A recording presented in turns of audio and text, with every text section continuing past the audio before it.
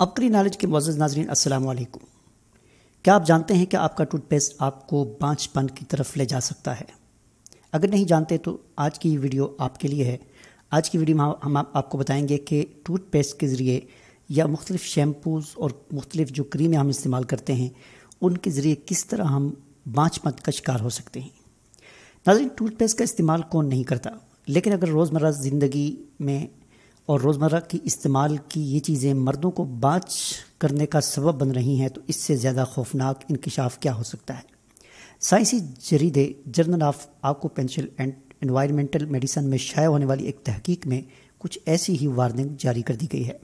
اس تحقیق کے لیے سائنسدانوں نے پولینڈ کے ایک کلینک سے 325 مردوں کے سپرم اور پیشاب کے نمونے حاصل کیے تھے۔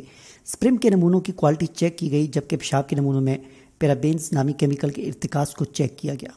یہ کیمیکل ٹوتھ پیسٹ اور روزمرہ استعمال کی کچھ دیگر اشیاء میں بھی موجود ہوتا ہے۔ تحقیق کاروں نے معلوم کیا کہ جن مردوں کے پیشاب کے نمونوں میں پیرابینز کیمیکل کا ارتکاز زیادہ تھا ان کے سپرم نہ صرف کمزور تھے بلکہ ان میں مردہ سپرم کی تعداد بھی تشویشناک حد تک زیادہ تھی۔ جن مردوں کے پیشاب کے نمونوں میں بیوٹائل پیرابین کیمیکل پایا گیا ان کے سپرم کا ڈی این اے بھی متاثر تھا۔ ماہرین کا کہنا ہے کہ پیرابین کیمیکل اینڈوکرائن ہارمونز کے فنکشن کو متاثر کرتے ہیں، جس کے نتیجے میں مردانہ ہارمون ٹیسٹوسٹیرون متاثر ہوتا ہے۔ یہ ہارمون سپرم کی پیداوار اور افزائش کے لیے ضروری ہوتا ہے اور اس میں خرابی کا نتیجہ بانجھ پن کی صورت میں بھی سامنے آ سکتا ہے۔